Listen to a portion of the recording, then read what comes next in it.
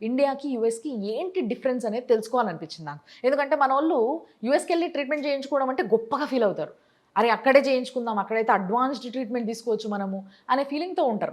మనమే తక్కువ చేసి చూసుకుంటాం. మీరేమంటారు దీని గురించి? ఇప్పుడు మనందరికి కూడాను హైదరాబాద్లో కానీ, ఢిల్లీలో కానీ, బాంబేలో కానీ ఎవడైనా ఏదైనా ప్రాబ్లం అయింది, పర్టికులర్గా సెలబ్రిటీస్, యెస్. నాకు స్పైన్ ప్రాబ్లం ఉంది, అక్కడ పోయి ఆపరేషన్ చేసుకున్నానని చెప్పి. మెడికల్ హెల్త్ కేర్లో బెస్ట్ ట్రీట్మెంట్ అని 1లో 10 ఇవ్వండి సార్ అని అడిగితే, నేను 10కి 9 ఇండియాకి ఇస్తాను, 2 అమెరికాకి ఇస్తాను. వాట్? 2ఏనా? ఎంత పెద్ద స్టేట్మెంట్ అని సార్, ఏంటి సార్ అమెరికాకి అందరూ అసలు వెళ్ళి నిజంగానే చేయించుకుంటారు. సార్. అంటే అందుకే షాక్ అయ్యా నేను. మరి 2 ఇస్తున్నారు అమెరికాకి ఎందుకు ట్రీట్మెంట్‌లో. అంటే అమెరికాలో వెస్టర్న్ కంట్రీస్లో వాళ్ళు పేషెంట్ని ట్రీట్ చేయరు, హ్మ్. రిపోర్ట్స్ని ట్రీట్ చేస్తారు. అది కరెక్టేనా కాదో చూడరు. ఎంఆర్ఐలో డిస్క్ ఉంది, డిస్కెక్టమీ చేయండి. ఎక్స్రేలో మోకాలు అరిగిపోయింది, మోకాలు తీసేయండి. స్పైన్లో ప్రాబ్లం వచ్చింది, స్పైన్ ఫిక్సేషన్ చేసేయండి. ఇది అమెరికాలో చేసే పని.